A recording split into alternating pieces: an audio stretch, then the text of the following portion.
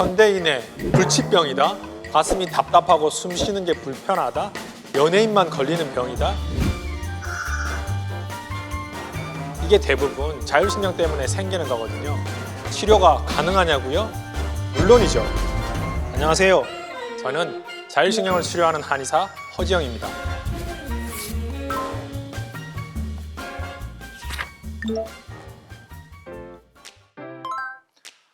혹시 가슴이 답답하고 숨 쉬는 게 불편한 느낌 받은 적 있으신가요? 아니면 이유 없이 머리가 아프고 어지러울 때가 혹시 있으신 적 있나요? 이럴 때 우리는 자율신경에 문제가 생긴 건 아닌지 한번 의심해 볼 필요가 있습니다. 자율신경이란 우리 몸을 구성하는 여러 장기와 조직의 기능을 자동적으로 조절해주는 신경을 말하는데요. 호흡이나 순환, 또 대사, 체온, 소화, 분비하고 생식하는 이런 모든 생명을 유지하는 기본적인 기능들이 우리가 신경 쓰지 않고도 잘 돌아갈 수 있게 유지해주는 역할을 하고 있습니다. 예를 들어 우리가 일부러 노력하지 않아도 숨을 쉬고 심장은 뛰고 있고 체온은 또 일정하게 유지가 되죠. 앉았다 일어날 때 이렇게 혈압이 떨어지지 않도록 잘 조정해서 어지러움을 느끼지 않도록 해주고요. 또 우리가 혹시 무서운 사람을 보고 도망을 칠 때 심장이 엄청 빠르게 뛰고 호흡이 거칠어지고 그러면서 이렇게 우리가 빨리 달릴 수 있도록 하는 모든 행위들이 바로 이 부지런히 일하고 있는 자율신경 덕분에 일어나고 있는 건데요.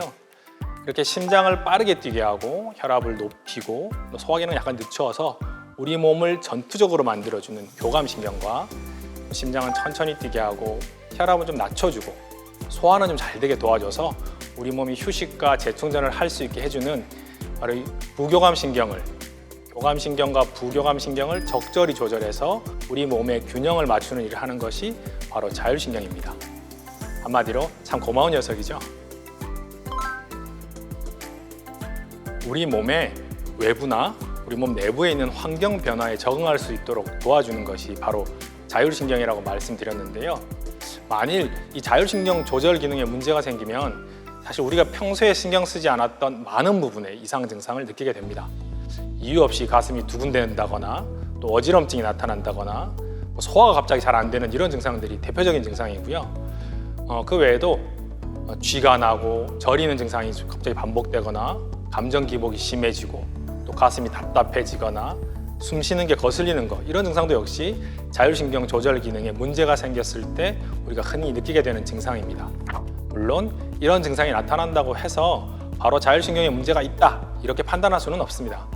하지만 특별한 원인을 찾을 수 없는 상황이 계속 반복이 되고 또 일관성 없이 이유 없는 여러 가지 자율신경 문제가 동시에 나타난다 그리고 이런 상황이 계속 지속된다 그러면 그때는 자율신경에 문제가 생긴 것은 아닌지 진단을 받고 그에 맞는 치료를 적절하게 받는 것이 중요합니다.